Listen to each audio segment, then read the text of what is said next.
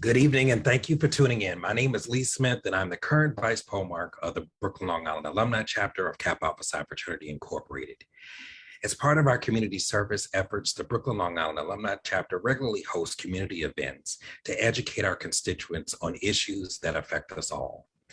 The pandemic has, of course, forced a lot of our efforts to virtual spaces, but the need to continue our education efforts around these issues is now more important than ever. So for Black History Month, we wanted to include virtual programming that allows us the opportunity to hear from experts from various professions from the comfort and safety of your homes. Tonight, as we wrap out the month, we're back and in partnership with a great panel of mental health experts who will walk us through tonight's topic, Real Talk, Mental Health in the Era of COVID. So I want to welcome my brother, Kevin Boston Hill, who's going to co-host with me this evening.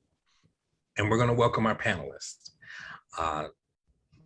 Brother Gerald Lewis from Houston, Texas, who is a substance abuse counselor, and our very own chapter brother, Dr. Sean Malone, who is returning again for this forum and is a psychiatrist and team leader of the Assertive Community Treatment Team, also at Woodhull Hospital. Dr. Nicolette Lewis will be joining us soon. She's with a clinical psychologist with the Woodhull Hospital, and she'll be joining the call very soon. So with that, we just want to get this conversation started. Welcome, brothers. It's really, really good to have you all here. Thank you. Just one correction, clinical psychologist, not psychiatrist. Oh, okay. Clinical psychologist. Great. Thank you so much for that. So we had a list of questions that we wanted to sort of kick off the conversation, but did you all sort of like want to give an overview of how you are feeling about mental health in the era of COVID before we jump into some of the questions? As was stated when I first put the flyer out to others who I think would really benefit from this, this is a needed discussion in our community. This is something that people tend to shy away from. As COVID has become more and more prevalent in our lives, I think it's imperative that we continue these discussions because, as we know, information is always evolving and we're gaining more and more knowledge as the days go by. So this is very important. Yeah, Gerald. I think with the, what COVID has done is made people more aware, but I think also the number of, say, celebrities who have come forward and talking about openly about their own challenges with mental health, I think is important that people are not so afraid to talk about it anymore. I think that's very important, especially with Black men. We got a lot more Black men that are talking about mental health, which I think is very important. Yes, very true. So I thought I'll kick it off with some questions and I'll turn it over to Kevin to ask a few more so we can continue the conversation. But this question is for Sean. As a psychologist, has COVID been especially hard on African Americans? You know, the trauma that knowing that the virus was affecting us by greater numbers at the start of the pandemic, the PTSD around concerns around vaccinations, given the sometimes misinformation we've been fed around the Tuskegee experiments, and the fact that we're often frontline workers where we're more at risk, more exposed, and often have fewer places to isolate if we contracted the virus. Can you talk about those issues, like what that did to affect our mental health? Sure. So I would just preface it by saying that one, those are very valid points, and I think people need to really be realistic about all of those. I think a lot of people tend to push things away because it happened in their mind so far a long time ago. So these things are very real. They did actually transpire and they did affect us. So as you said, the Tuskegee experiments, and it could also be just maltreatment from a facility in your neighborhood. You have a lot of under-financed and underpopulated by staff facilities in our impoverished areas where they don't treat their clientele well. And it's almost as if you're treating down to this idea that this person is subservient. So Medicaid recipients, people like that tend to, I guess, be underserved. So I think that whole idea of when I went to this facility last week, I didn't get what I asked for, that tends to resonate with people. So when COVID hit, I think while it was a global pandemic, for us in New York, we got hit, exponentially, you could really say, because one, people weren't able to avail themselves of services. And actually, we had a frat brother who actually came to my hospital, was diagnosed, but his symptoms weren't as severe as warranting a bed, and they had limited bed space at my hospital. So he ended up going to Jersey and passing away eventually. Wow. So that tends to happen in our areas because you have understaffed hospitals, you have limited bed space, and people were not getting the services that they needed. As far as in terms of us seeking out treatment, we tend not to do that in our culture, and also the Latino community. There's a theorist named William Cross who came up with the Black identity developmental model.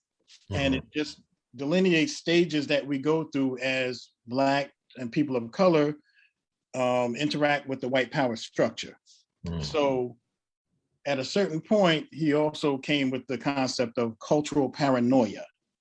And this is actually deemed as a healthy paranoia, where it serves a survival mechanism for you. So in normal paranoia that we tend to overuse in our regular vernacular, that's usually born out of psychosis, and it comes from internal cues. So it's not realistic. However, because we've encountered racism every time we've gone to a system for help, we tend to become paranoid of that system, and then we don't seek out the help. As Gerald led off with, we're talking more and more about mental health now.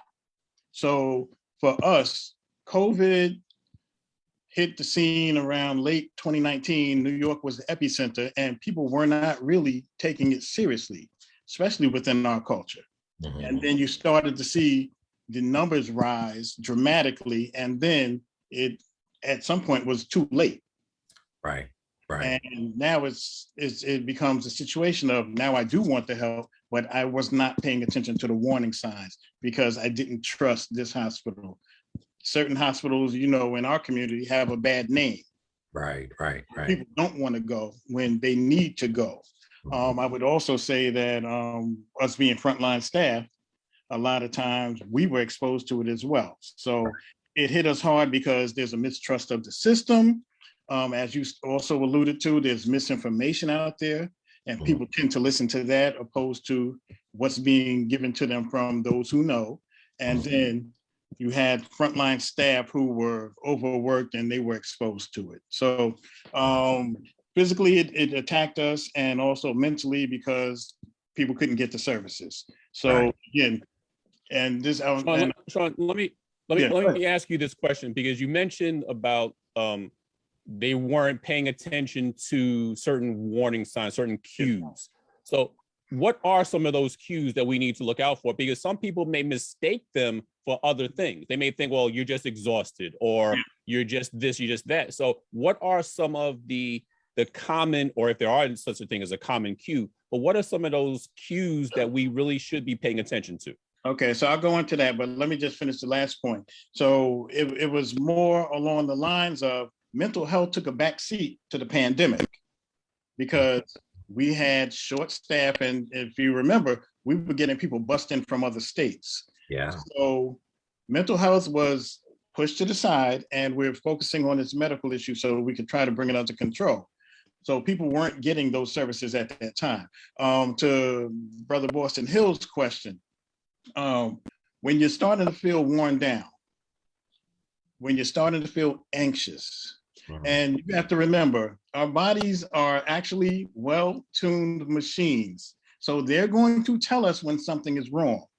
We just tend to ignore it and say, all right, like you said, oh, I'm just exhausted. Yeah, you're exhausted for a reason. Did you check your sleep pattern? Has your sleep pattern changed? Are you eating properly? When you get depressed, you tend not to eat properly. When you get anxious and your stomach is in knots, you're not feeding. You're not digesting your food. So you avoid it, and you just play it off as something else. So these are some of the warning signs that you really have to be cognizant of and be realistic with yourself. And again, we tend not to be honest with ourselves, especially Black men, because we're taught you have to keep pushing. You don't get to have a breakdown. Right. Mm. Okay. All right. So I'm going to ask this question. I'm going to turn it back over to Kevin to ask some more questions. But this question is for Gerald. So, you know, you're a substance abuse counselor, and substance abuse has always been an ever-present problem in our communities due to systemic racism, economic disparity, and other issues. But the pandemic was yet another layer on top of that.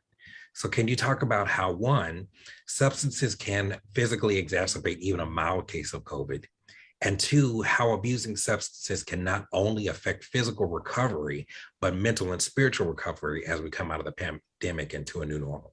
Can you address that? Well, if you think about all those things that Sean said, all those stressors that he talked about, you know, substance abuse is one of those underlying medical conditions that we hear about so much in COVID. You know, people think cancer, obesity, that kind of thing, but substance abuse is actually an underlying medical condition as well. People who tend to use substances, people who use opioids, they may have problems, oxygen going to the brain. It may have, which could affect their breathing. Stimulants can increase your heart rate, causing health problems, seizures, heart attacks. You have people who inject their drugs, right? People who are those substance abusers tend to have HIV, right? So all of those things tend to lead to underlying conditions which can make COVID even worse. People who use drugs tend to use them in groups, right? You talk about trap houses and drug houses. Those people are exposed to one another. They're in close contact. Isolation does not matter. So they tend to, you know, are easier to catch COVID. So those are just some of the small issues. And plus all of the lack of care that we get in our communities, right? We don't always get, I'll give you an example. The population that I deal with is predominantly homeless, right? So they live in a dormitory type setting. And I mean, you're talking beds right next to one another. Mm-hmm. And so the only thing they can tell you is put a mask on, right? But you're sleeping right next to a guy who just came off the streets. Someone may have just gotten released from jail. So we have all these people living in close clusters, and it's hard to isolate. And so, you know, COVID can run rampant in those places. So the only thing you can do is really stop letting in as many people, right? So now you have more people out on the streets. Right. So that makes the problem worse. You got the homeless population. Then we have what we call situational homelessness. One of the things that COVID did was a lot of people lost their jobs, right? And the ones who were affected the most were had low income jobs, right? Restaurants, hotels. Those people lost their jobs first. Right. So when you have a lot of people losing their jobs, they're living paycheck to paycheck. A lot of them ended up on the streets.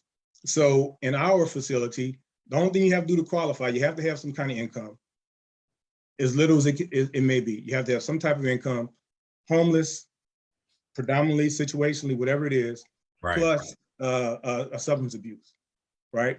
I had one lady, it was so bad, she wanted to come in. She didn't have anywhere to live. She had lost her job. She had been on the streets. She didn't have a substance abuse problem, but she needed somewhere to live. So as she was answering the questionnaire, she said no, she didn't have a substance abuse problem. She didn't qualify. She turns around and she says, yes, I have a substance abuse problem. Yeah. Right? Because she needed somewhere to live. That was most important to her. But so I guess my point is the communities that we deal with the underlying conditions, those we do become more susceptible to COVID for that reason. Mm-hmm. As far as if someone continues to use substances even after COVID, you know, Sean can tell you, I used to get on my sobriety, beat my sobriety drum all the time about, hey, listen, during COVID, I know you're stressed out. I know you got all these things going on, but at some point you need to take a mental inventory of yourself.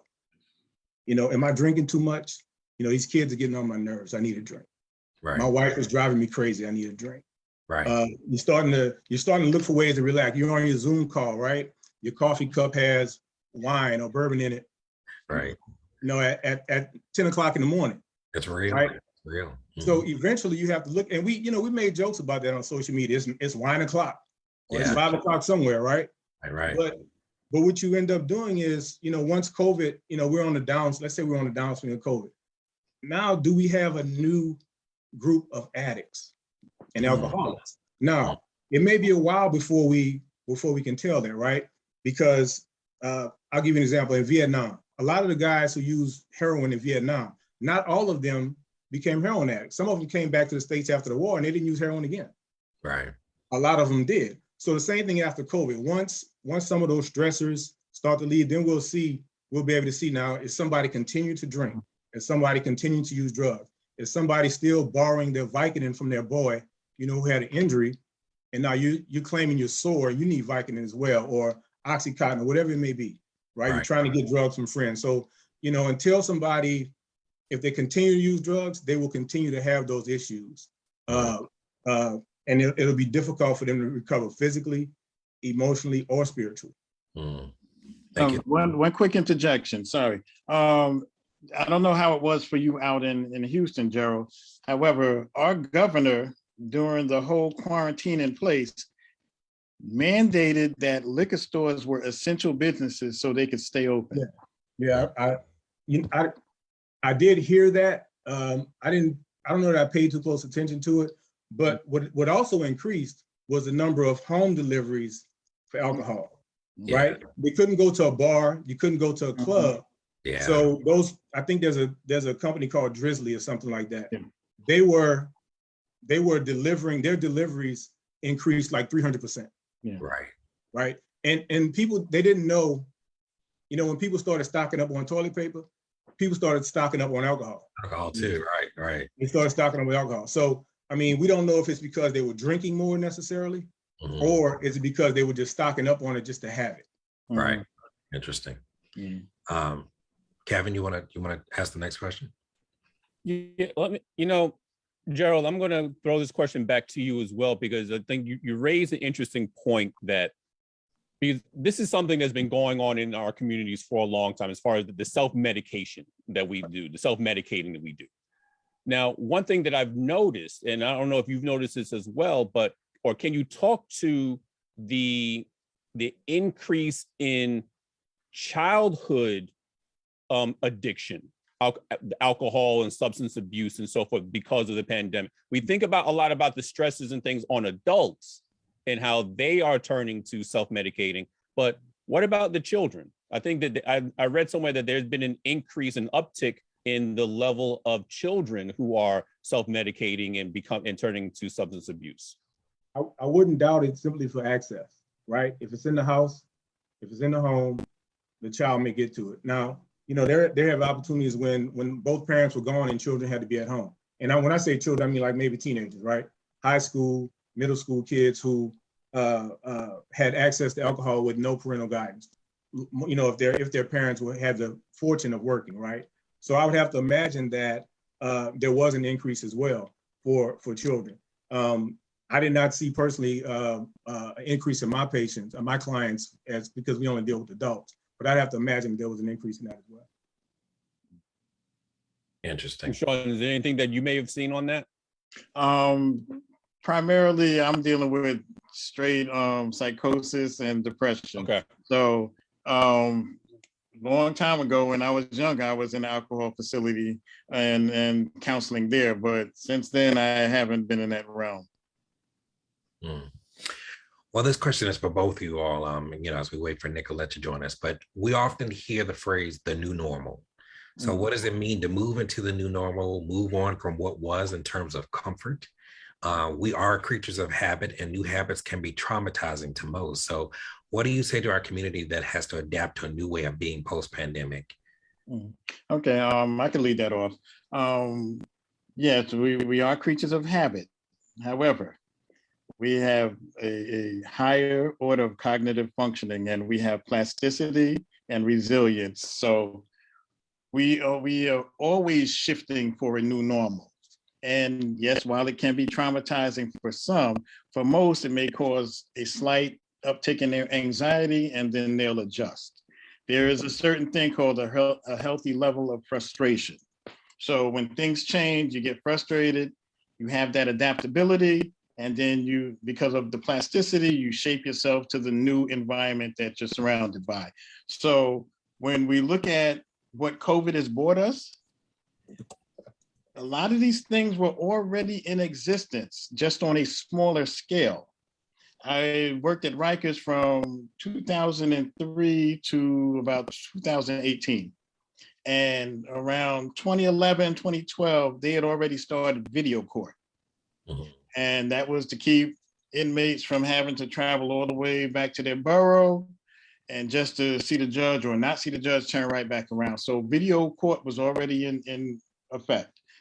We also had telepsych, which is now starting to boom, but that was to keep inmates who might be depressed in the middle of the night from having to travel all the way to another jail where the mental health center was, and then have to wait for a bus and come all the way back. So you already had video conferencing on this experimental phase. A lot of things got teleported because of COVID, and now it seems as though, oh my God, this is just occurring, but it was already in its inception and in its trial period. We just had to get rushed, and now we're in vivo experimentation, and now we're living it. Even with the vaccine, which a lot of people have been scared to take, mRNA research has been around for a long time. It just was not in your purview. So how attentional focus works is until something comes into our purview, we're not thinking about it, we're not aware of it, but it was there. Mhm. Remember, the light does go off in the refrigerator when you close the door, we just don't see it. Right, So right.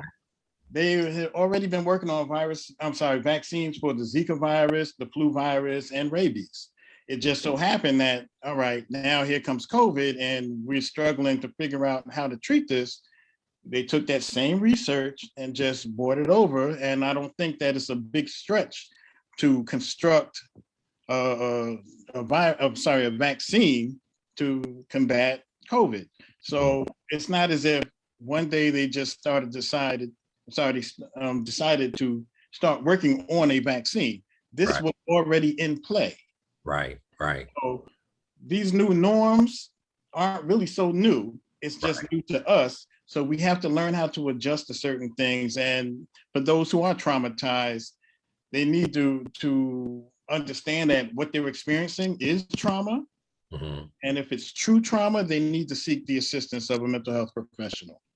But see, that goes into what we talk about, on a couple of sessions that we had before about how politicized this particular virus has become. Like this work has been being done, as you just mentioned, for a while on how to treat viruses as they come about. I remember in the Obama administration, he was talking about how this type of situation might come about where we would have a global pandemic. The work had already started to be done, but what is it about this particular virus that made everybody feel like, oh, I'm not doing that? Like they just came up with that yesterday. And it's like, no, not really. Like it's been going on for a while. So why this one? But we're still willing to get vaccinated for polio and everything else. So like you don't have any problem with those vaccines, but this one is the one that's just like, nope, not doing it. Yeah. Well, for one, we know who the messenger was at the inception of this pandemic. So it's always a matter of who your messenger is and who's delivering the information. And it was not a trustworthy messenger. And the professionals that were by his side kept changing like pawns in a chess game. So this is why it was politicized. And then people fed off of that. Yes, yes. To Sean's point, the new normal for substance abuse, they've had internet, Zoom, AA meetings, web AA meetings, and NA meetings for a while now. What had to change though was, the actual telehealth counseling had to become more the norm.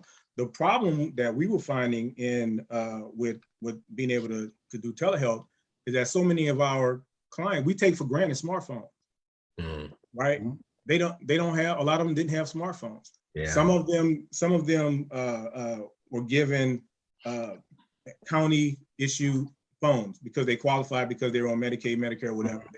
And they didn't have those capabilities. Some of them did not know how to use them. I had a client who had spent 29 years in jail. He didn't have an email address.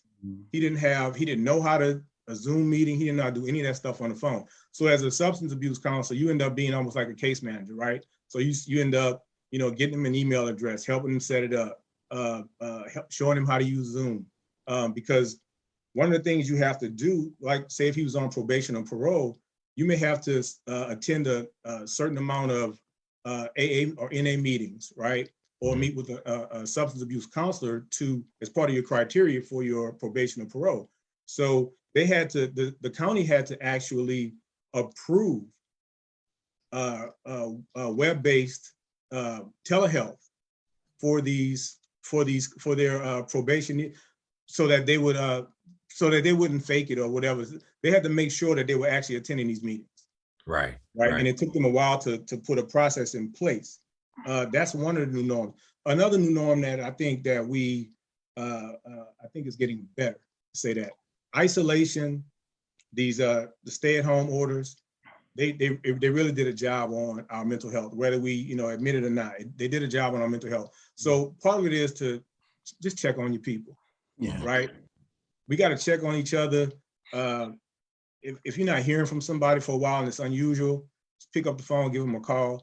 I mean, because people are really dealing with stuff, and this is going to be going on for a while. People are still recovering from it financially. They're recovering from it mentally. People are just now going back to work. A lot of people who are returning to the office hate it, the fact that they got to go back to work. They're stressed about that. So we don't know how these stressors may lead to more or less, how people are going to deal with them as far as alcohol and substance use or misuse. Yeah, I mean, it's unfortunate, but I do say that y'all are going to be busy, because I think that coming out of COVID, there's going to be a lot of people on the couch, and getting a lot of counseling that they're going to need to adjust to what it is to come up out of something. They don't really realize the PTSD that they might experience coming off of a global pandemic, the way that what we've been through, or this is the first time a lot of them have been able to go through that. Well, So, I'm sorry if I can expand on that. When the pandemic hit, I was mobile crisis. So I never stopped working through the pandemic, and we were responding to people who were locked in, like Gerald said, people going through things, right. people who normally would not say anything, but their neighbors were calling. It's a 1-800 line, and they were calling, and we have to respond to that because people were not getting to their services because there was no walking into the hospital unless you were deathly ill. Right. So yeah, that is very true statement you're making. There was a legitimate fear. I'm sorry. It was a legitimate fear of some of our clients who did not want to go to a clinic or go to a doctor's office for fear of getting COVID. Right. Some of them, and we never stopped face-to-face counseling. We never stopped face-to-face counseling. I mean, we put as many measures as we could in place, social distance, wearing the mask. Right. But I'll be honest with you, and especially dealing with the population that I work with, rules and regulations don't always mesh with living on the streets. Right. So to get somebody to wear a mask it's like almost like a kid. It's almost like trying to get a bunch of kindergartners to wear a mask all day long, right?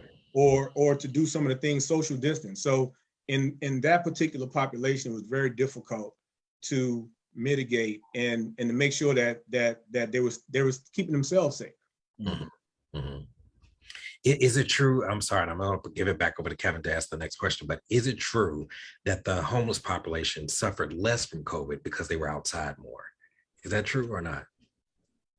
Because I've heard that. I mean, I didn't hear of very many homeless people. I mean, we don't know to check on them, but I didn't hear very, very many homeless people passing away from COVID. So, you know what I mean? So, let's be honest. So we know New York was the hot zone because of JFK. We're one of the major ports for people coming in from other countries. Yes. People that are flying aren't usually interacting with the homeless. Right. So it's not hard to believe that they didn't contract as rapidly as everyone else did.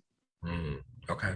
Interesting. They're a population that does not deal with the rest of society. Right.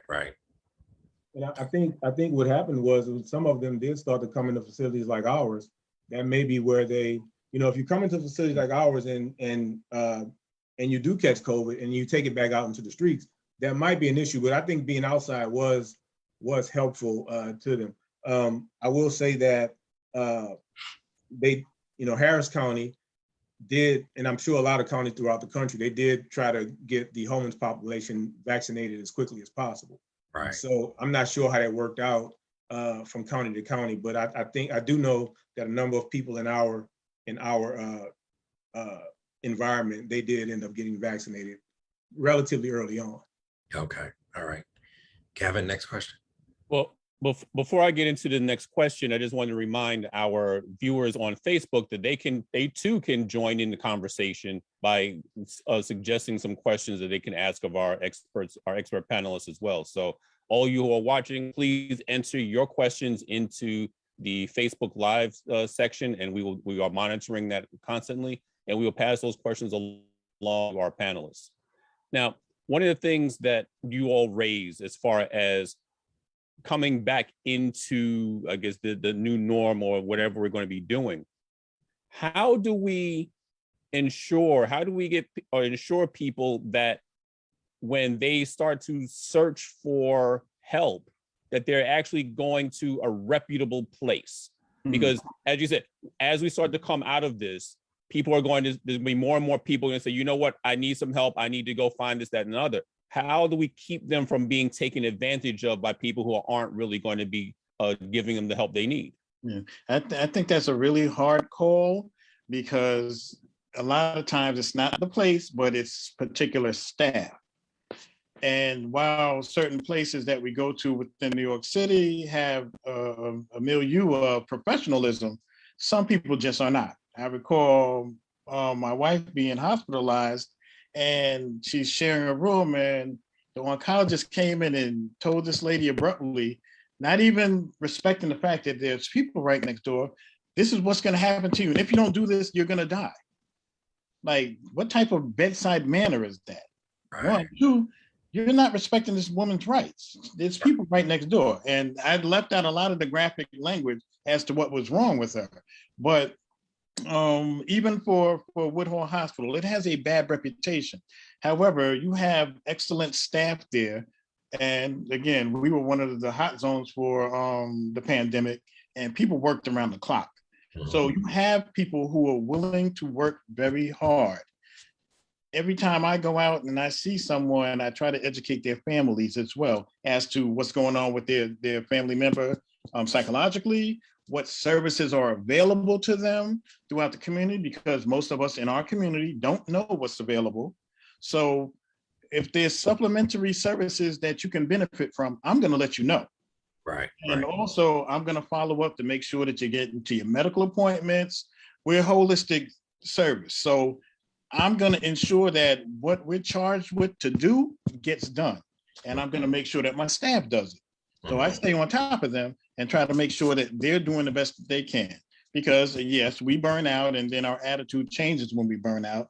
But I'm watching all of this so that I can do checks and say, listen, do you need to come into my office and talk? Right. Like Joe said, reach out to people. So this is my staff. I need them to be well so that they can do what's best for their clientele. Right. Right. So to answer to your question, Kev, I try to steer people towards supplemental services and also other services that may be primary and beneficial to them. And I try to pick out the ones that I know usually have good staff. That's about the best I can do. And I wish everyone would take their duties as seriously as they should, because you went into this field with the intentions of helping. Everyone did not go into it thinking I'm going to make top dollar, but you came in because you have a predilection for helping people. So that should never lose. You should never lose sight of that. So I try to steer people towards different facilities where I know the staff and I can actually communicate with the staff. And to Sean's point, we end up being, case managers. And when the people come to you and they have issues outside of, say, in my case, substance abuse, right? And they need to find a therapist, right? They've indicated to me that they used to go to a doctor or they used to see a therapist, but they're no longer seeing a therapist. I can't diagnose anything, but I have to go on what they tell me. A lot of people, they tell me they have PTSD or anxiety, depression. So, unfortunately, because of their income, they end up going to, say, a county facility that's very good, but to Sean's point, understaffed, overworked, right? And so they get caught up and end up being a number. So a lot of them are given medication just to, to deal with what they're going through. And that doesn't, to just give medication to someone has a substance abuse problem, that doesn't always fix the problem. It can make it, a lot of ways it can make it worse. So we do have to be very careful about where we send people. And, we get relationships with people in other facilities, other staffs that, I can call on this person or that person and say, hey, I need to send somebody your way. Can you give them some help? Now, I will also call on people who are pay physicians or therapists who usually charge the big buck to see if they're willing to take somebody, for whatever they can pay. So we build those relationships and we can try to send those people that way. It doesn't always work out that way, but every once in a while you may be able to help somebody out in that way. Listen, and Gerald, when it doesn't work out that way, I'm going to show up at that facility and make them feel real guilty. There you go. I mean, it's just important that we remember why we got into this field, right? And we're really just trying to help people because, to Sean's point, the money may not necessarily be there, right? But just being able to help somebody, I think is very important. When that's why a lot of times I talk to people. I say I found my why. Somebody came in and I got a success story from one of the guys, or they got the job they were looking for. I was able to help them get an ID, right? Substance abuse counselor. Why am I helping someone get an identification? Well, because they needed it, right? They needed it in order to help them get a job. So they get that job, they give their report, and it, that kind of helps my why. Right. And I think to Sean's point, it's the same thing with him. Well, so kind of a related question to that. Especially we have a lot of people who lost their jobs, and of course, when you lose your job, you lose those benefits. Yeah. So what do we tell people who don't have insurance or may have, quote unquote, the wrong type of insurance to get the help that they need, to get the therapy that they need? Who can they go to?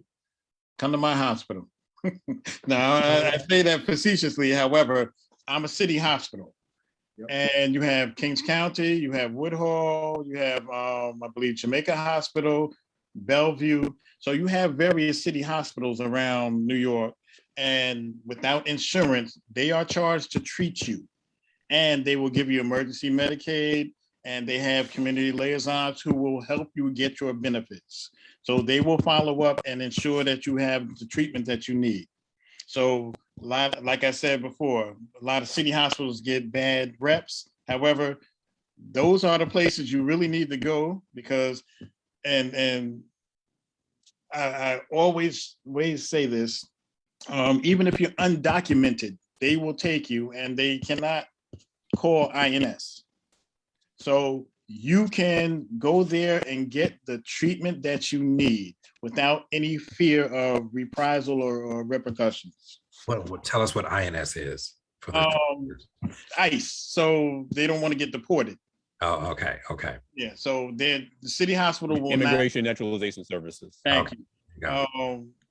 They will not report you. They're going to treat you, and they'll get you a emergency Medicaid and get you the services that you need. And I'm talking dental, psychological, medical. They have clinics in Woodhull for everything. So even your child.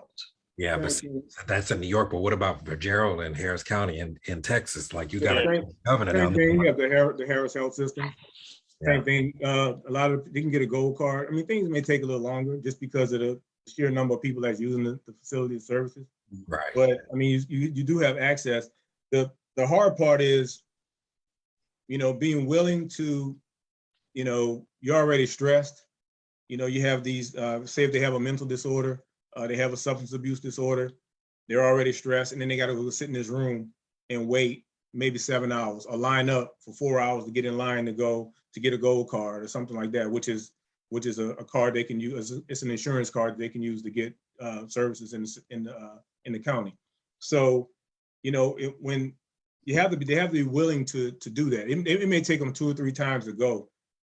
I've heard stories of people being in line for a couple hours and they don't get in because they stopped taking them at such and such a time. So the services are there. I can't say that they just have to be willing to go through the process to obtain those services. Great. Well, I think that we finally have Dr. Nicolette Lewis joining us. Hey there, thank you so much for joining us this evening. Here is, can you hear me okay? yeah, we can hear you now. Yes, how are you?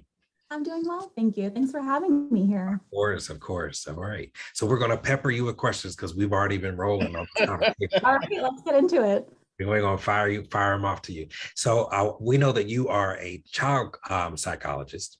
Yeah. And so Brother Boston Hill, who's on the call, has children, school-age children. And we've been talking about the mental effects from COVID.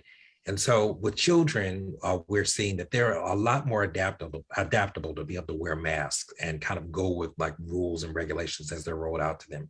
They're easy to sort of like train up. So the politics around mask wearing is mostly coming from adults. But what does mask wearing and this pandemic, how does it affect children and their development as they're going through this pandemic? Certainly, I think that's a great question. In terms of mask wearing, I've heard a lot of different things in working with kids so far this pandemic. Some are for it, some are against it, some have a really hard time with it, like sensory issues with it covering their mouth, being around their nose. In terms of long-term effects of wearing the mask, I haven't heard too many complaints about that from the kids, any worries about having to wear it into the future. I think what I've seen more so is that they're more concerned with COVID in general and fears around that. I've actually seen a lot of kids actually enjoy wearing the mask or prefer to wear the mask because they think that it keeps them safe or it keeps their family safe. I know a lot of people in our communities live in multi-generational homes and they think that in wearing a mask, they're doing their part to protect grandma or their mom or their sister or their siblings. Yeah, so that's what the answer I have for that question. Ready for more or should I elaborate further? Well, I asked a question of the gentleman earlier, but I know they deal mostly with adults, so maybe you can answer this one as well. Have you seen an uptick or rise in the level of substance abuse among children because of the pandemic? Yeah, that is a great question. I don't have the stats on that currently, but anecdotally in working with kids, I have seen more kids at a younger age start to use substances. I believe as young as 10 years old, they were talking about, not them, but friends they knew of who were using vape pens, which is nicotine, in order to, not just to seem cool, but they seemed really stressed out with what was going on. They didn't elaborate further on what was stressing them out, but there has been, at least anecdotally, in the kids that I've been working with, an uptick in that. Yeah, unfortunately. Are there any side effects to like the vaping or anything like that that's going on with that? I mean, other than nicotine, being addicted to nicotine is not as bad as other substances, but you understand what I'm saying? Like, Yes. Yeah. Yeah, certainly there are side effects for it. It can affect their lungs just as badly as cigarettes can. It can also lead to them starting to use cigarettes as well. It can be very, very addicting. I know a couple of people that I'm working with, some kids, who are having a hard time getting off of using nicotine in the vaping pens. But yeah, it can have very serious side effects for their health. So it's definitely something that we don't want them to get into in the first place. And are there any signs that we need to, or are there any differences, are there any differences in what we should look for as far as how children are being affected as opposed to adults, or are the signs relatively the same? Yes, that is a great question also. I think that for some of the signs, they're the same. If kids are talking about being sad all the time, not wanting to do things, having low motivation, those are similar symptoms that you would see in, for example, adults who are depressed. But oftentimes in kids, their emotions, since they don't quite have like the language to describe what's going on for them that we would as adults, they may talk more about like physical ailments, like, oh, I have a headache every time that I have to go and take my Spanish test or my science test, or I have a really upset stomach Sunday nights before school. or after a friend was out quarantining, all of a sudden they don't want to go to school. It's school refusal behavior. So on its own, those behaviors and those symptoms can kind of look like, oh, they're just not listening, or oh, they're being difficult, when actually in their own way, they're communicating that they need some further help. So if you notice that your kids are kind of changing from their normal routine, or if they seem to have an attitude more so, irritability is actually a very common symptom in kids who are depressed, which seems to be less common in adults that are depressed. Irritability. Wow, I thought that was just a normal childhood thing. They just seem to be irritable all the time, but that's how they express their depression. Exactly. Okay. All Well, right. here's a question. I don't know who will be able to answer this among the three of you, but here's a question we got from one of our Facebook viewers that people who have been fully vaccinated and boosted and so forth still may contract COVID at some point. Do you know if their antibodies will actually last longer than those who did not contract COVID? And what's the, I guess, the psychological impact of that they're fully vaccinated, they get a booster shot, and they still get COVID? Is there some kind of psychological impact with that? I mean, I could answer that. I just got over COVID. I'm fully vaxxed and boosted. So I could say for me, the experience was one of guilt because this happened over Christmas time. And I was infected by one of my team members, and pretty much half of my staff was out. And I had just been around my family when I found out that I had been exposed. So 2 days after Christmas, I'm calling back to tell them, you guys need to get tested. So I felt guilty about that. Then having to quarantine during that period with no human contact, I started to fall into a depression. Not a clinical depression, because that's a syndrome, with the depressed mood being one component of that, but I had that depressed mood. I'm not leaving the house. When I'm calling Uber Eats and Instacart, and when they deliver, I'm having to open the screen door and tell them leave it on the porch. You know, that whole thing that you see in the movies, I'm experiencing that, which you don't ever expect to experience, and that was depressing. No human contact. I'm in the house by myself, quarantining for 10 days and not knowing what's going to happen. So I'm sick and it doesn't seem like it's getting any better. So now I start to worry. All right, I'm home alone. If I get worse, who's here to call EMS, what have you? So these are realistic fears that do come about. And as far as the antibody, I can't answer that because I'm not medical. However, I can answer from the psychological perspective, and I really went through it while I had it. And luckily, it started to make its turn. But what ended up happening was one of the lead psychologists from my department called and said, listen, see if you could qualify for the antiviral treatment. And I called the number and they said, you don't qualify because it's for people over 65, HIV, or organ donors. And they said, but you don't sound well. And this was a video conference medical appointment. And they said, I'm going to just phone in some medications to your pharmacy. So I gave my pharmacy and they gave me the medications. And then I started to come out of it. But psychologically, I went through some experience that you don't expect to go through as a psychologist. I will chime in on that very quickly and say I was too in the same boat right around the same time, Sean. I'm double vaxxed and boosted and flu shot, and ended up catching Omicron over the Christmas holiday. And I was in Florida with my elderly parents, and I had to quarantine away from them, and like deathly afraid that I had brought something to them that could possibly take them out, even though they were double vaxxed and boosted. But still, the fact that they were older, I knew that even a mild case of COVID could, be deathly, to them. So there is that PTSD that happens from that as well, like worrying about that whole thing. And like, we even worry about, we know that you can contract it again even though you have been vaxxed and boosted, that you can contract it over and over again. And so I think that also is a heavy thing that weighs on you. We're coming out of the pandemic and people are starting to feel more confident about being around each other, but it's still out there. And so like, there's still this hesitation that kind of like the little dark shadow or dark cloud that hangs over you, that is part of like a little bit of a disorder. So one of the questions that we got from our viewers is, have there been new studies or findings regarding social disorders in adults during the pandemic? Has there been an uptick in these disorders since the pandemic started? Maybe Gerald or Nicolette want to take that? Yeah, I'll have to point that one to Nicolette. Okay. I work with kids. I can just speak from experience of working with the kids' parents. I have noticed that the pandemic has put a big strain on a lot of different families that I work with, on parents' ability to parent their kids, to get them to therapy on time, to deal with their kids' mental illness and not having time to deal with their own. I've had quite a few sessions recently where parents have spent the majority of the session kind of unloading and talking about their own problems with depression, with anxiety. I've made a lot of referrals to the adult clinic that we have at Woodhull as well. So anecdotally, yes, I have seen an uptick in mental health issues for adults.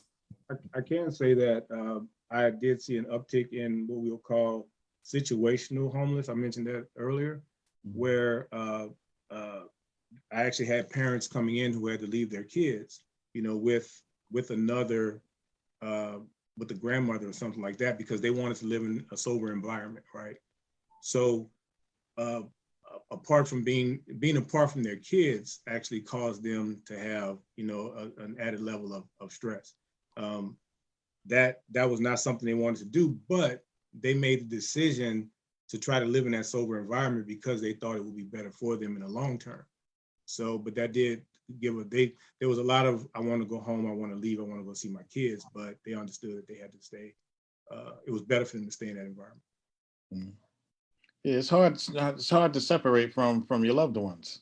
Yeah. And it goes back to what Lee was saying, being in the house, but not being able to be close to them. And this just brings to mind, also, a lot of people passed during the pandemic and funerals were not the same. You could not go in person for a lot of people. And my mother passed during, and I think it was restricted to 50 people. And my mother is someone who was very active in the community, very popular, and everyone wanted to come, but only 50 people can be there. And they were serious about it because they came through, did a head count, and put people out. So you think about that whole grieving process being disrupted by a set number of people that could be there. And you wanting to hug people that you haven't seen in a while, but you can't. You understand what I'm saying? Us being social beings, we're disconnected at this point, and that has to weigh on you psychologically. I had a legitimate fear of dying, to be honest with you. I had, when I caught COVID around, I guess around the same time you did, right before Christmas, and woke up the day after I tested positive. I woke up, I was having problems breathing. Called my line brother, who happens to be a doctor. He was like, get to the emergency room. Well, I had decided to myself that I wasn't going to the emergency room because when people went to the emergency room, they didn't come home. So that doesn't make any sense, but that was my thought. I did end up going to the emergency room, and because I have at least one friend in high places, I did end up getting the monoclonal antibody treatment, which was a great help. I think I still have some breathing issues, but the other symptoms went away pretty quickly. But I had a legitimate fear of dying. I'm mentally checking the will and the insurance, and is everybody good? I'm about to check out. So especially that next morning when I woke up and couldn't breathe, I'm like, I don't know what's gonna happen right now. It was rough. And like you, I have residual effects. I'm still productive phlegm, coughing. Right. And this has been since December. Yep. Mm-hmm. Yep. So Nicolette, I want to pose this question to you. What are some of the steps that parents, teachers, caregivers can take to help children, the Black and Latino children especially, to help them kind of overcome these feelings of anxiety and depression that they may witness in school? Yes, that is a great question. There are so many things that can be done. I think one of the first and possibly even one of the most obvious is to listen. As parents, you know your children best. You spend the most time with them, aside from teachers in school. And you can kind of tell when there are differences or there are changes in the way that they normally do things or the way they normally say things or way they're acting. The first step I would say is to listen to them. And then try to engage them in conversations about how they feel. I know it would differ depending on their ages. For younger kids, it might be helpful to give them an example. Like there are, if you Google like emotion chart, there should be like a bunch of different like emotions that are listed there. You can have them pick a few, you can describe them to them, have them point to ones for the ones that they feel, really helping them to sort of verbalize what they're feeling, because that's very hard for kids, especially if they're younger. And for older kids, like teens who maybe don't want to talk to you or don't want to open up, just expressing your concern, noticing that there's something wrong or that there's something different or off with them can go so far with them. And then giving them the option, if they don't want to talk to you, they don't feel comfortable opening up to you, maybe ask them if they want to go to therapy, what that would be like. There is virtual therapy now, in-person therapy, so it can look different depending on their comfort level. And I think also taking care of yourself would be helpful for your kids' mental health. There have been so many studies that show that parents who are at their end emotionally have a very hard time caring for their kids, and that can affect their kids. And also parents who do care for themselves, who are able to do that in circumstances, are better able to help their kids as well. As far as schools, if any teachers are noticing things and you might think, oh, the parent probably sees that too, just bring it up again. If you have any concerns, bring it to the parent's attention. They may not have noticed it. It might have been really helpful, even if they did notice it, to say, wow, okay, the teacher is telling me this too. I should do something about it. And really just listening to them, because a lot of times we may not think that kids have like an understanding of their emotions, but you'd be surprised how well they can articulate it when given the space to. Just to piggyback off of that as well, Dr. Lewis, kids are sponges. So we need to model proper behavior for them. When we think they're not paying attention, they are paying attention and they do what we do. So we need to be cognizant of that. So if you want them to practice proper mental health, we have to be that guiding force for them. Now, you just mentioned about the like not only the in-person therapy, but also now the video therapy and so forth. How effective are those apps? Because we see the apps being advertised on TV all the time and so forth. How effective are those apps in the virtual therapy and things like that? Also a great question. So there's different types of virtual therapy out there. There's actual virtual like one-on-one talk therapy that has been shown to be pretty effective. I think that when working with kids, a lot of times, like as an adult, we talk about our feelings by talking about it, by processing it with each other, telling each other how we feel, perhaps maybe doing like some art or listening to music, but mostly it's verbal. With kids, they might feel more comfortable with like play therapy and things like that. And I would say that's one of the only areas in which virtual therapy is a bit limited for kids. But if it's either virtual therapy or no therapy, I would definitely say go with virtual therapy. And then with like the apps and like the hotlines, suicide hotlines, there's actually a study that I was looking at recently that shows preliminary data that it is actually helpful.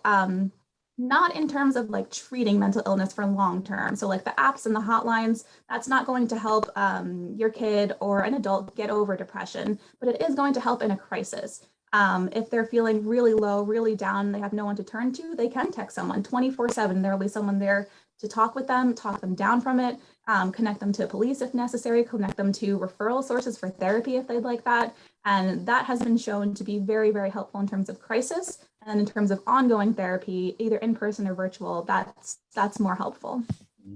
Yeah, I would say that virtual sessions are usually solution focused. So it's more about this is the problem and this is what's the obstacle to you getting to where you want to go. So they are effective only if you utilize what's being given to you. So they have great efficacy. It's up to the individual who's seeking the help to actually incorporate all these different coping mechanisms and skills into their lives. I think the continuity of care was most important for a lot of people, right? So when the public health measures that they put in place, the isolation, the stay-at-home orders, a lot of stuff just stopped. Yeah. right? With no real plan in place. So being able to get at the very least telecare, and telecare is actually a lot helpful. It's helpful to some clients, right? Telehealth, they're a little more comfortable sitting in their own home, they're in their own space. I tend to, for some of my clients, right, I want to be able to see them. I have some that, they tap their feet when they're nervous, or they got a little twitch. That's stuff you can't see over the computer. So you have to try to get beyond that and try to find other ways to see if they're dealing with or some other issues. But like someone said, like Dr. Lewis said, telehealth is better than no care at all. So I think in a lot of ways that should become a normal practice for a lot of treatment. It really should. I think it's important that those kind of things are put in place. We've gone through a number of natural disasters, right?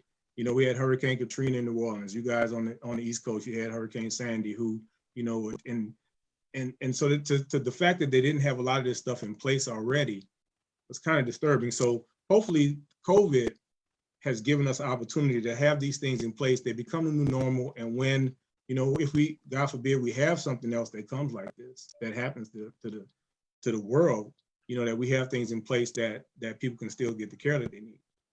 Mm-hmm.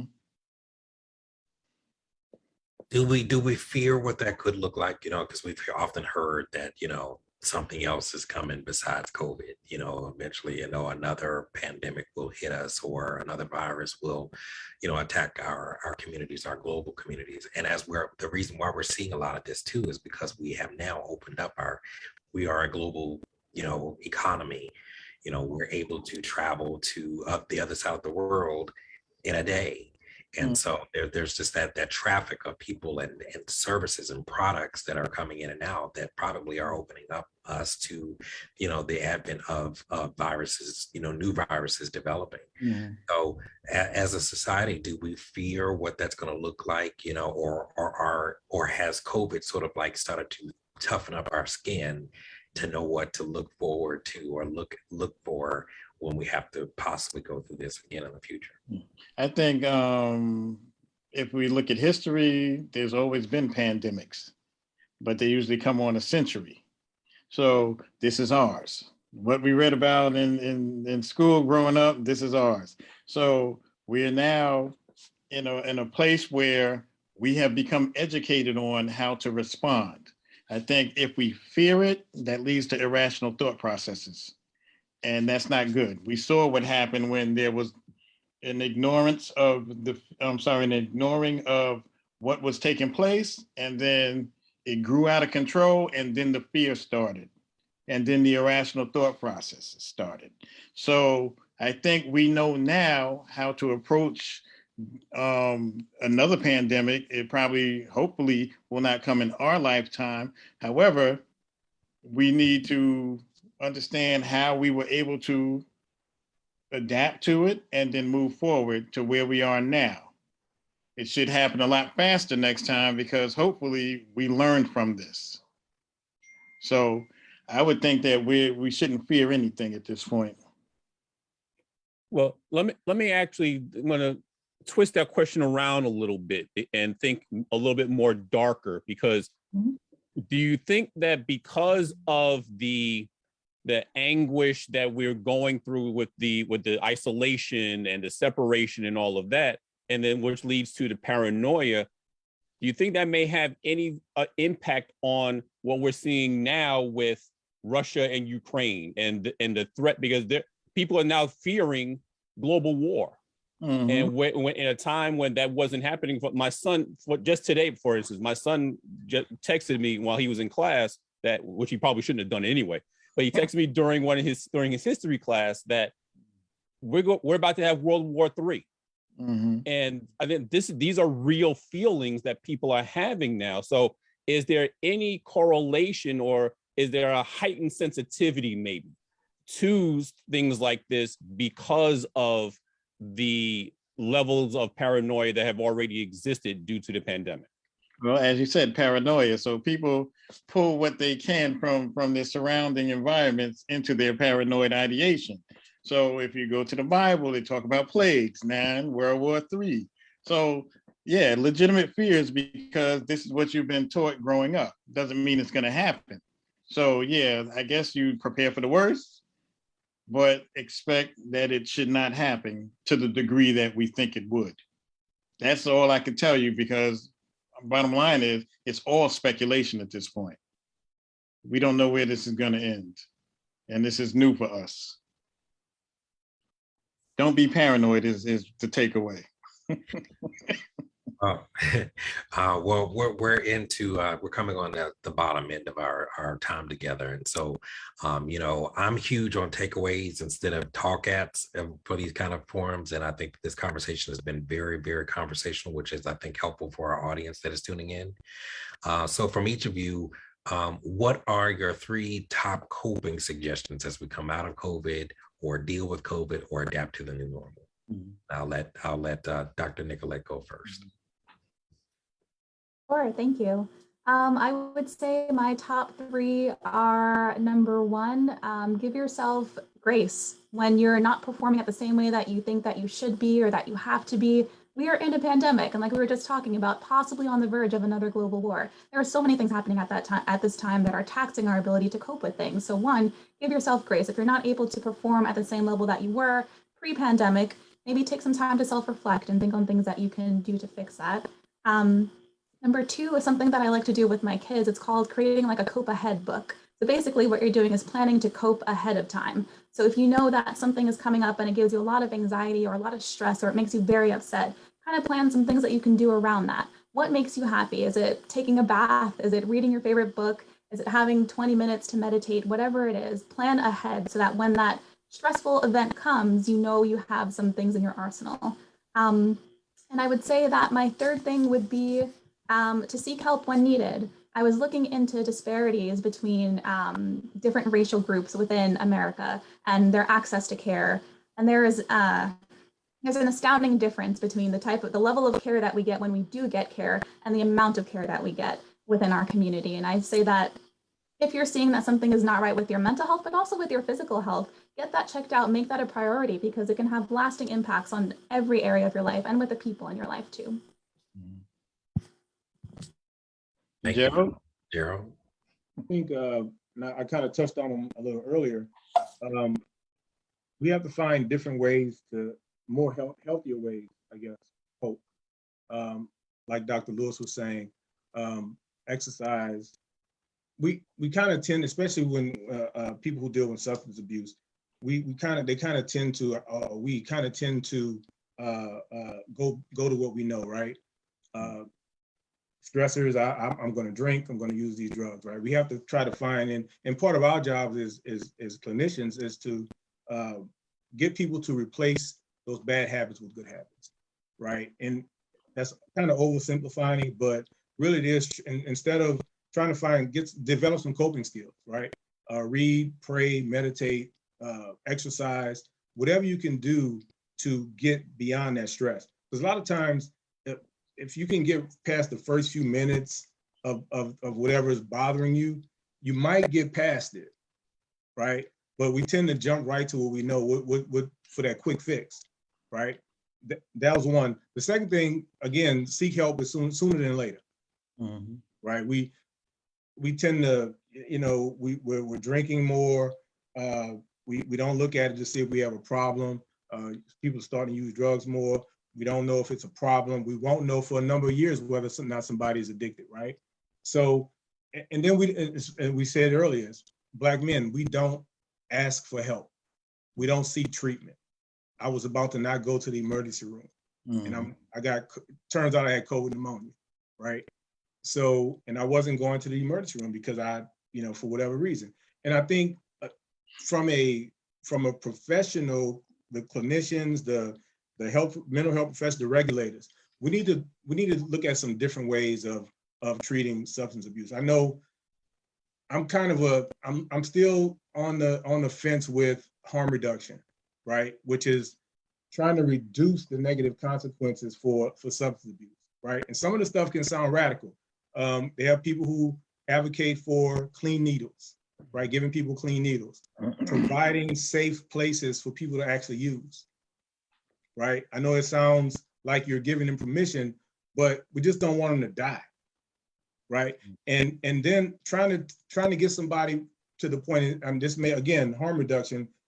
I'm not drinking a case of beer a day. Let's get you to six beers a day, right? Total abstinence may not work for everybody. So we have to get that person to a healthy place where it's better than what they were doing before. And maybe they'll stop using. So that's just I think and then consistency. I think the continuity of care, we got to find ways to get people into care. If something has to end, COVID or something like another natural disaster stops treatment, we got to try to find a way to get that started again as soon as possible. Yeah. Great. I would say my takeaway is that, as I said earlier, you have to be honest with yourself. If you're experiencing all of the symptoms that you heard Dr. Lewis mention, then you need to seek out help. I think if you are someone who gets very overwhelmed and you feel like you can't take it anymore, you may need to bypass speaking to that friend and go directly to the emergency room. We don't want the next day to come and you did not make it. And I've seen a lot of people who felt they could not make it. As Gerald said, after a few minutes, a lot of times these problems subside, or your thought that it was that overwhelming subsides. So if you can just make it to the emergency room and get assessed, and they will give you whichever proper treatment you need. As far as you not being overwhelmed, but still experiencing anxiety, depression, you need to actually reach out to your friends. You need to be honest. If you can, force yourself out of bed and get outside if you're feeling depressed. If you're feeling anxious, breathing exercises tend to work, but you have to believe in it and you have to keep with it. You need to slow your heart rate down. You need to slow your breathing down, and you will feel the anxiety start to subside. Those are my takeaways. And honestly, again, more and more of these conversations because more people need to hear it. Thank you. Thank you so much, Dr. Malone. And I think that Brother Gerald Lewis shared some resources for us, and Kevin Boston Hill is going to share that on the screen. But, I guess the last question to all of you all is, we've heard from the Surgeon General recently who just said that there might be an advent of needing a fourth vaccine coming about, and what that will affect us as well. Like, the PTSD of like, oh gosh, like I need another one, I got to make time to go get this again. And does this mean that I'm going to have to get a shot every few months or so? And like, you know what I mean? That causes a lot of mental anxiety. So I guess one of the questions was, since, a few of us have contracted COVID, even though we've been vaxxed and boosted, going forward, would you still suggest, from a mental health perspective, I'm going to flip the question a little bit, but from a mental health perspective, even though they're recommending these extra shots, should we follow through with that if we feel like that's going to be necessary for us to have a sense of calm around our mental state, if it's going to make us feel better about getting another vaccine to keep ourselves alive? So any of you all can take that. I just wanted to pose that as our last question of the evening. Well, I mean, honestly, I tend to lean towards not the mental health, but the medical professionals, because these are the ones practicing and doing these studies. So for me, it was a no-brainer. I'm on the front line. I work with a population that has a high propensity for contracting COVID. So when they came with the booster, I took the booster. I'm going to take the fourth if that's what's mandated, or before the mandate comes, because I'm going to be out there in the field. I'm at high risk for exposure. So I can say that even though I have residual effects of COVID, the fact that I was vaxxed and boosted, it felt like just a common cold initially, but it activated other pre-existing conditions I had. So I can only imagine what might have happened had I not been. So for me, like I said, it's a no-brainer. I think to add on to that, I would say that I got COVID in 2020, actually in December, just before I was able to get the vaccine. And then I contracted COVID again just before I got the booster. And in comparing my symptoms before I was vaccinated, my symptoms were very severe. I also couldn't breathe, was having trouble just standing up. I was going from like running a couple miles to not being able to go up a flight of stairs. And then when I got COVID after I was vaccinated, I was okay. I wasn't great, but I was okay. So for me, since there was a difference in how I felt before being vaccinated and afterward, I would go for a fourth. But again, like Dr. Malone said, I would defer to the medical professionals on that one. Yes, same thing with me. I think the fact that I worked in the environment that I worked in for so long, and ended up catching COVID maybe a year and a half, 2 years in. I think being vaccinated and boosted probably did help that. Now, and I would, and then I think it also lessened the symptoms that I had. But I do think that I will defer again to the science and get another shot if necessary. Great. Kevin, any final questions or comments? No, I think our panelists, our experts pretty much summed everything up, that they provided some really great tools and resources and strategies. And I think what I'm going to share now is another list of things that are helpful resources that people can turn to if they have any particular questions or concerns for themselves. So please, everybody who's watching, take a screenshot, get your cameras out, take a picture of the screen as well, so that you know where you can go to get help. And I think that's the important takeaway. On top of everything that was already provided here this evening, the most important thing is go and get help, because you're not in this alone. Contrary to what you may be believing, you're not in this alone, and we all need to help each other out if we're going to get through this pandemic together. Mhm. And Yes. Let me say too, if you can't get this information, they can shoot me a message inbox or whatever, and I'll get it to them. Awesome. There it Awesome. is. Well, thank you. I'm sorry, just one last thing for New York City. New York City Well, 1-888 NYC Well, WELL. If you know somebody that's experiencing depression or psychosis, please call that number and they will send out a team to assess. And if necessary, they will remove and send that person to the hospital. Well, thank you again to Brother Gerald Lewis, coming to us from Houston, Texas. He is a substance abuse counselor. To Dr. Nicolette Lewis, who is a child psychologist, coming to us from Woodhull, and our very own Dr. Sean Malone. Thank you so much, who is a psychologist at Woodhull as well. So just thank you all for joining us this evening. I think that the information that you all shared with us was invaluable to the communities that we serve in Brooklyn, and whoever else is tuning in, on this Facebook Live. I think that it will be very informative as we navigate this new normal going forward, dealing with COVID. And thank you again to Brother Boston Hill as well, Brother Kevin Boston Hill, for joining in to co-host. And thank you all for joining us this evening. Be sure to stay tuned to this space hosted by Brooklyn Long Island alumni as we prepare to celebrate Women's History next month, where each week we will be talking to the dynamic women in each of the D9 sororities, the AKs, Deltas, Zetas, and SG Rows, as they share with us their experiences on how they've been community leaders and how their organizations sort of assisted with preparing and propelling them to leadership. Also, during the week of March 14th, a special event, Voters Town Hall with Brooklyn Councilman Che Osei and State Senator Kevin Parker, on everything that you need to know about your voters' rights and all the elections that are going to be coming up in this next year. So we hope to see you all on Thursdays from 7 to 8:30 p.m. Until then, stay safe, take care of yourselves and each other. Good night. Take care.